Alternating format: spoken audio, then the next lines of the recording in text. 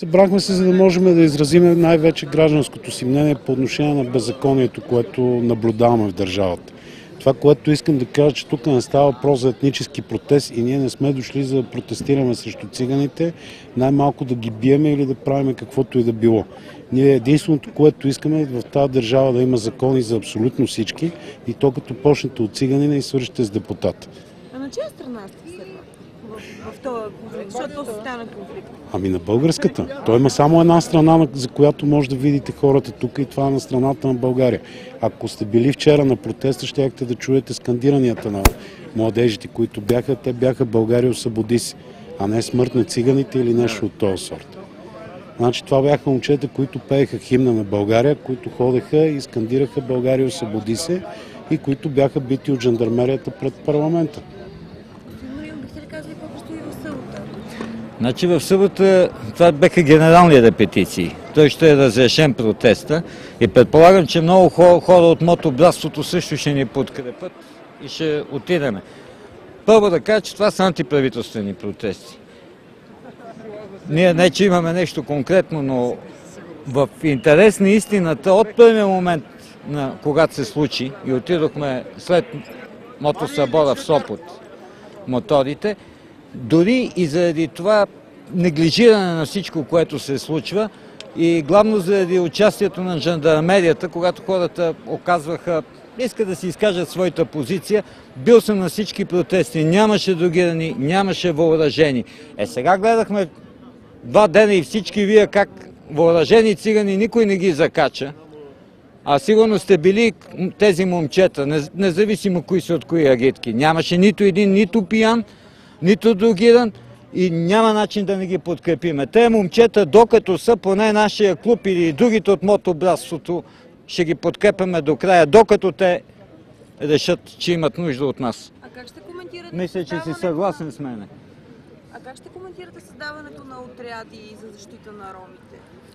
Беше афиширано днес в медиите, за това ви питам. Това аз поне за пръв път го чувам.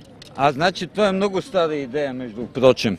Още тази година аз говорихме с колегата от клуба, нашия президент, да създадеме мотодружинки, които да помагат на хората, особено по селата за реколтата. Защото е страшно. Отидете в провинцията, ние пътуваме, защото знаете, мотористите сме така, да видите какъв ужас е там. София не го забелязваме, може би и тук са най-рехави протестите. Защото нашите роми, съмнително да кажем, може би са по-цивилизовани тук. Но там е нещо страшно. И това, че наистина ги защитават, това е всички, нека не се криме, заради гласовете им ги защитават. А те знаят, че тези младежи няма да отидат да гласуват, както и ние повечето не гласуваме, затова ги бият. Това е истината. Да не си говорим за етнически конфликти и такива глупости няма.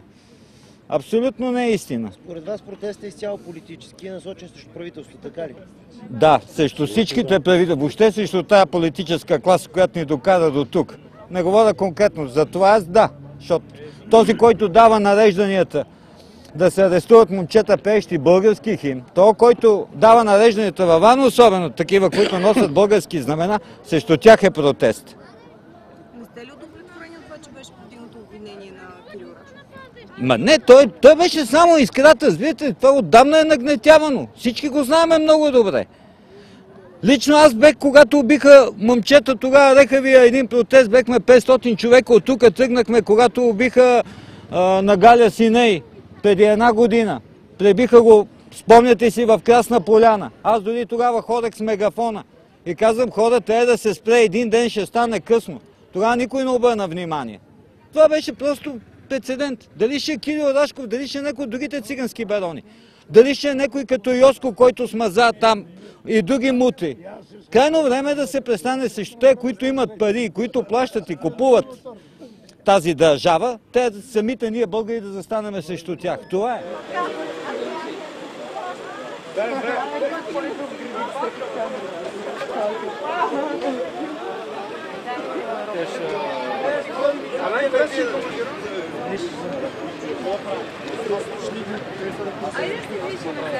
Peki,